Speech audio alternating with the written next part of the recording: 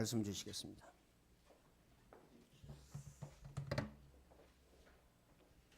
반갑습니다. 목사님 말씀하시기를 우리 식구들은 다 코로나 다 걸렸다. 걱정하지 말고 마스크 벗고 해라. 저 어렸을 때 너는 왜 이렇게 욕심이 없냐 그런 얘기를 많이 들었어요. 우리 엄마, 아빠, 형들까지도 나한테 너는 이렇게 욕심이 없냐 이런 얘기를 합니다. 근데 욕심이 많은 사람은 다 코로나 걸렸어요. 저는 욕심이 없어가지고 아직까지도 안 걸렸어요. 오늘 말씀을 통해서 하나님은 어떤 방법으로 우리를 인도하시는가 이걸 좀 생각해 보려고 합니다.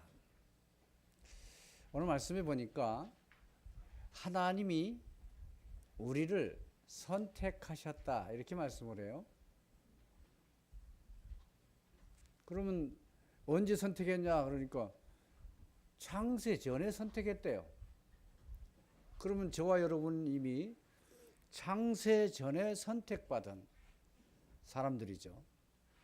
그런데 왜 선택했냐? 그게 말씀하고 있어요. 이렇게 말씀을 해요. 하나님 앞에 거룩하고 흠이 없는 자로 서게 하려고. 하나님 앞에 거룩하고 흠이 없는 자가 되게 하기 위해서 우리를 선택했다 그랬어요. 그러면 일단 선택받았다 그러면 우리는 하나님 앞에 거룩하고 흠이 없는 자가 됐다. 거룩하고 흠이 없다는 말은 무슨 말입니까? 좀 더 다른 말로 표현하면 완전한 자. 선택받은 자는요, 완전한 자입니다. 그런데 어떻게 우리를 완전케 하실 것인가? 옛날에는 우리가 완전해지기 위해서 그 완전이라는 단어를 성화라고 표현했어요. 신학적으로. 그 성화를 위해서 몸부림치고 기도하고 금식하고 막 이렇게 했어요. 과거에 그렇게 했어야 그래야 완전한 자 될 줄 알고. 그리고 신학자들은 얘기합니다. 하나님 앞에 거룩하게 되는 거, 성화가 되는 거, 그것이 계속 노력하다 보면 완전하게 되는 날이 오는데 그걸 영화라고 그런대요. 신학자들이 만드는 말이에요. 영화. 근데 그 영화가 언제 이루어지냐? 살아있을 땐 절대 이루어지지 않는데. 왜냐? 자기들이 경험해 봤거든. 암만 노력해도 완전해지지 않아요. 그런데 이제 어느 날 죽게 돼요. 그러면 그때는 이제 노력이 필요 없는 때가 되잖아요. 죽으면. 그때 영화는, 성화는 완성되어져서 영화롭게 된다. 그렇게 신학교에서 배웠어요. 그러니까 이 땅에 사는 동안 죽을 때까지 계속 노력하는 거예요. 성화. 그런데 오늘 말씀에는 뭐라고 그랬냐면 하나님 앞에 거룩하고 흠이 없는 자 되려고 선택했어요. 그런데 그 선택에서 거룩하고 흠이 없게 되는 방법을 5절에 설명을 했어요.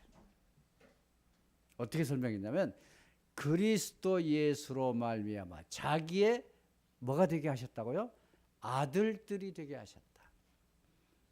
다른 번역 성경에는 양자가 되게 하셨다 이렇게 표현했어요.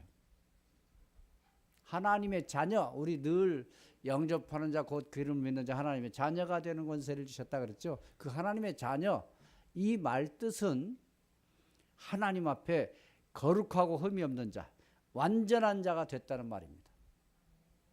하나님이 우리를 왜 자녀 삼으셨나? 하나님 앞에 거룩하고 흠이 없는 자로 세우기 위해서.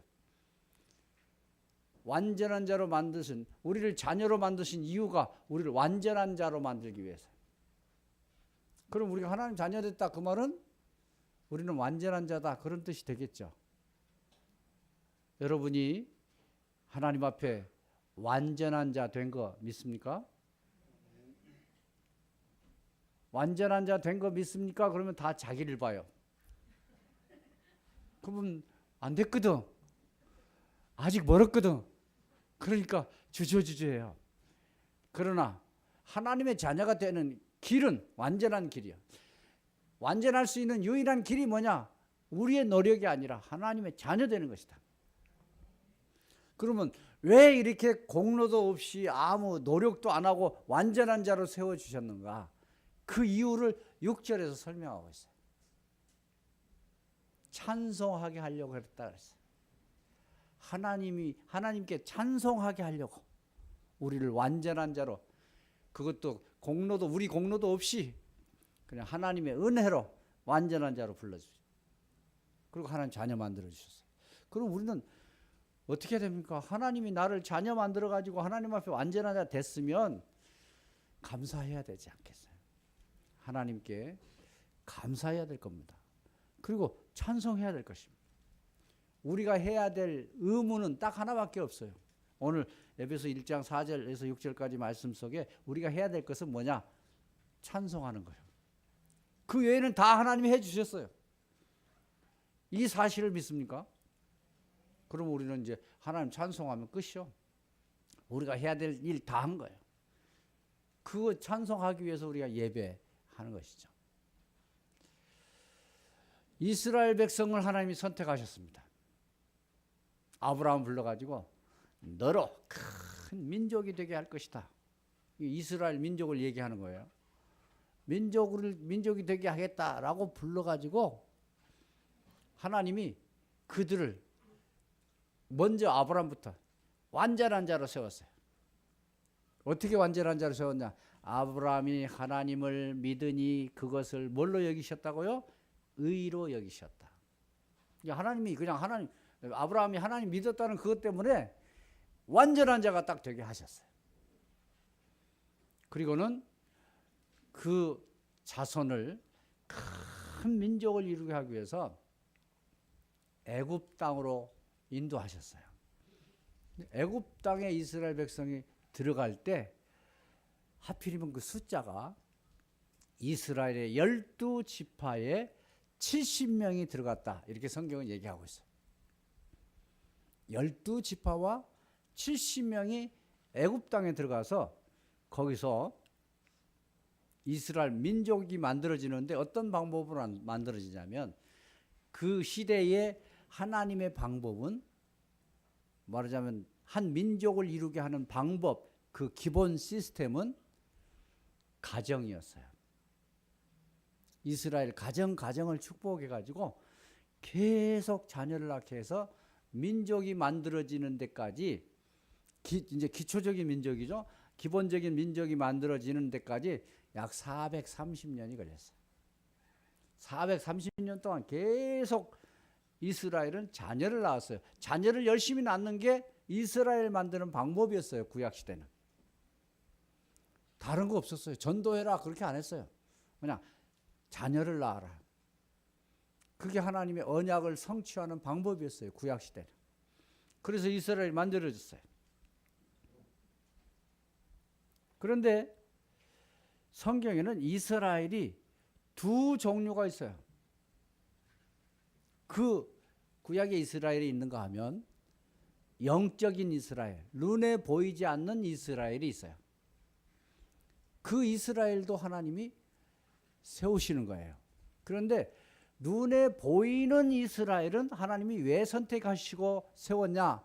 그들을 통해서 눈에 보이지 않는 이스라엘을 어떻게 만들 것인가? 그걸 하나님의 계획을 미리 보여주시려고. 그러니까 이스라엘은 선택받은 민족입니다. 그런데 선택받은 것과 동시에 또 한 가지가 있는데 앞으로 전도가 어떻게 되어질 것인가를 미리 보여주는 딱 교재로 모델로 보여주신 거예요. 그래서 이스라엘이 민족이 만들어지는 과정을 쭉 보면 앞으로 전도가 어떻게 될 것인가 그 과정이 쫙 보여요. 그래서 하나님이 이제 그리스도를 보내시잖아요. 그리스도가 이 땅에 계시는 동안 12제자를 만들었어요. 그리고 12제자를 통해서 70인이 만들어졌어요. 그 70인이 이제 마가다락방에서 기도하다가 성령의 충만함을 받게 되죠. 그러고 나서 그때부터 오순절 성령 강림하는 그날부터 전도가 시작됐어요. 말하자면 이스라엘의 애굽 땅에 들어가서 자녀 낳는 것처럼 그 영적 이스라엘이 열두 제자와 70인을 통해서 이제 영적인 자녀를 낳기 시작했어요. 그 영적인 자녀를 낳는 방법, 그 길을 통해서 영적인 이스라엘이 만들어집니다. 그 영적인 이스라엘을 가리켜서 하나님 나라라고 얘기합니다. 하나님 나라는 전도를 통해서 만들어지는 거예요. 성령의 역사를 통해서 만들어지는 것입니다. 그런데 하나님이 이스라엘을 인도하실 때 어떤 방법으로 인도하시는가? 하나님의 계획은 큰 민족을 이루게 하겠다, 그거잖아요. 그래서 이스라엘에게 큰 민족이 되게 하는 언약을 그대로 이루시고 가나안 땅에 들어가게 하셨잖아요. 마찬가지로 영적인 이스라엘, 하나님은 온 땅에 복음이 증거되어지게 하겠다, 영적 이스라엘을 만들겠다, 그렇게 하나님이 언약을 주셨어요. 사도행전 1장 8절에 오직 성령이 너희에게 임하시면 너희가 권능받고 증인이 될 것이다, 땅끝까지. 그 말은 복음이 땅끝까지 증거되게 될 것이다, 그런 하나님의 언약입니다. 그 언약을 붙잡은 70인, 12제자와 70인을 통해서 전도가 시작되어져서 오늘날까지 오게 됐습니다. 그럼 하나님은 어떤 방법으로 인도하시냐? 하나님의 이스라엘을 세우는 방법으로 인도하십니다. 그것이 때로는 우리가 잘 인도받아서 갈 때도 하나님이 그걸 이용해서 응답하시고요. 때로는 우리가 엄원대로 간 것 같았는데 그걸 통해서도 인도하셔요. 이스라엘이 출애굽하자마자 그들 앞에 불기둥과 구름기둥이 착 나타났어요. 그들은 그 불기둥을 따라서 무작정 따라갔어요. 가서 도착한 곳이 홍해 앞이었어요. 아니, 모세, 너는 왜 우리를 홍해 앞으로 인도해가지고 이 고생을 시키고 여기서 죽으라고 하는 말이냐? 그때 모세는 얘기했어요. 하나님, 우리를 편한 길로 인도해 주셔. 그렇게 기도해서 응답받아가지고 글로 온 거 아니요. 그냥 불기둥과 구름기둥 따라오다 보니까 거기까지 온 거예요. 그럼 모세가 인도했습니까? 불기둥이 인도했습니까? 불기둥의 인도를 받은 거예요. 그런데 유대인들은 모세가 그렇게 인도했다고 원망했어요. 하나님의 인도하심인데 모세가 했다고. 때로는 우리가 그렇게 생각할 수 있어요. 뭔 일을 하는데 이상하게 막 어그러진 일로 가요. 어그러진 대로 이상하다. 그러면 이제 그때 기도를 합니다. 사단은 결박받을지어다. 홍해 앞에서 유대인들이 우리를 일로 끌고 온 사단은 결박받을지어다, 이렇게 기도했다고 생각해 보세요. 우리는 그렇게 많이 기도해요. 실제로 하나님의 인도하심을 결박하고 있다니까요. 저희 멤버 가운데 하나가요, 초등학교 나오고 중학교 나오고 고등학교는 안 나왔어요.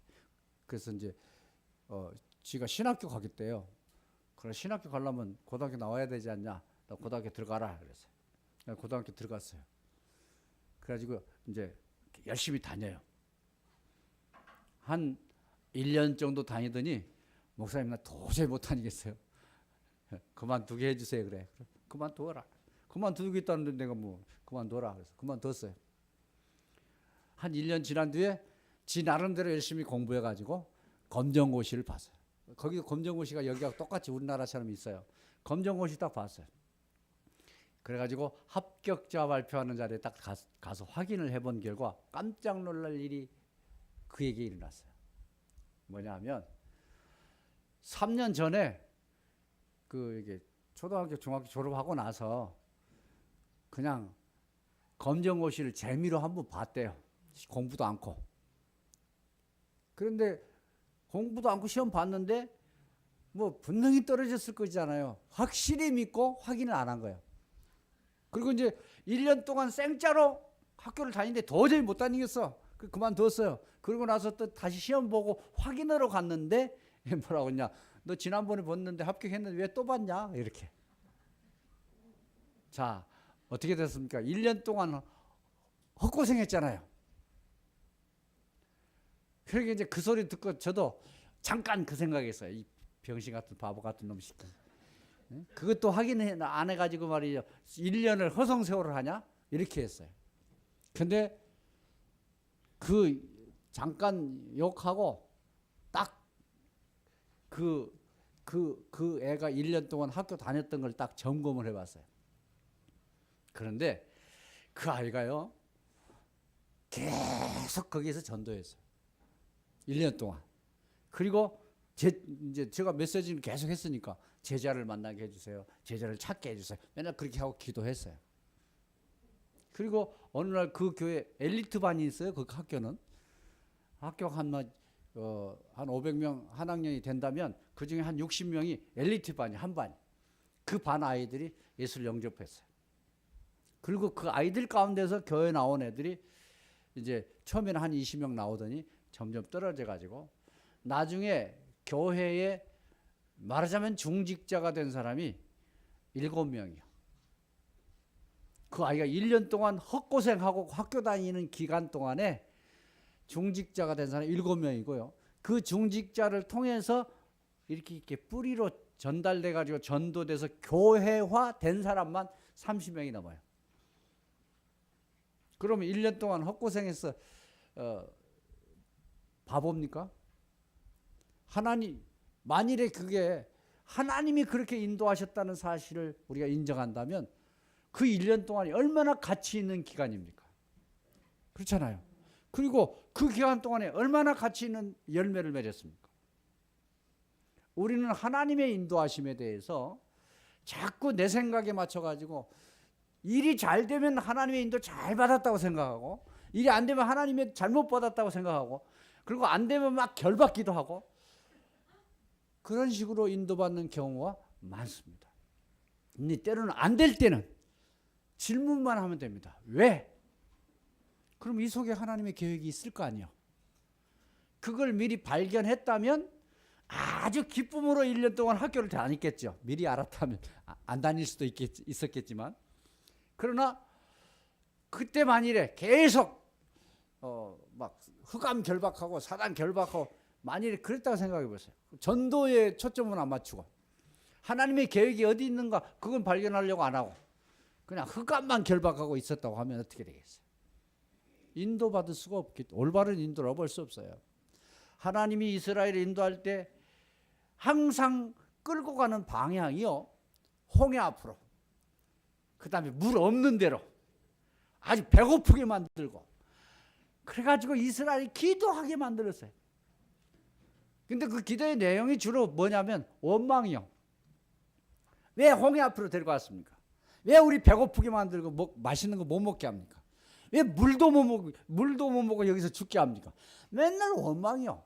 그런데 그 원망할 때마다 하나님은 틀림없이 또 응답하시고 또 응답하셨어. 왜 그랬을까요? 하나님의 응답이, 하나님의 그 언약이 그 가나안에 가는 것이었으니까. 우리가 가는 길에 하나님은 계속 응답하실 것입니다. 왜? 하나님의 언약이 우리를 통해서 세계복음화 하실 것이기 때문에. 세계복음화는 하나님의 계획입니다. 그래서 저와 여러분을 통해서 그 일을 이루십니다. 때로는 안 돼도 우리는 결박부터 하지 말고 하나님의 뜻이 어디 있는가, 여기에 제자가 어디 있는가, 요것부터 보는 그런 인도를 받아야 될 것입니다.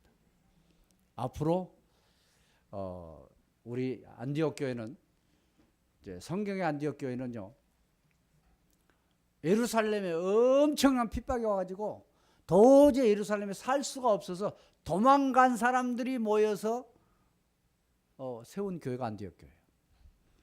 여기도 혹시 도망 온 사람이 있는지 모르겠어요. 제가 중국에서 도망 온 사람 있습니까? 뭐 있을 수 있어요. 그런데 거기에 하나님 뜻이 있어요. 안디옥 교회 세워졌잖아요. 그리고 그 안디옥 교회는요, 세계복음화의 중요한 요새가 됐어요. 우리도 이 안디옥 교회도요, 세계복음화의 중요한 아주 모델적인 그런 방향으로 하나님이 인도하실 줄로 믿습니다. 목사님이 25분에서 30분 하라고 했는데 제가 19분 했습니다. 40분에 시작했는데 기도하고 마치겠습니다. 하나님 감사합니다. 세계복음화를 위해서 저희들을 불러주시고 하나님 앞에 완전한 자로 세워주심을 감사합니다. 날마다 우리를 완전한 자로 세워주신 하나님께 찬양하고 감사하며 영광을 돌리게 하옵소서. 늘 주님과 동행하는 복된 걸음이 되게 하옵소서. 그래서 날마다 행복하게 하시고 날마다 기뻐하게 하시고 날마다 감사하게 하시며 날마다 하나님의 계획을 발견하고 찾아 응답받는 저희들 되게 하옵소서. 예수 그리스도 이름으로 기도드립니다. 아멘.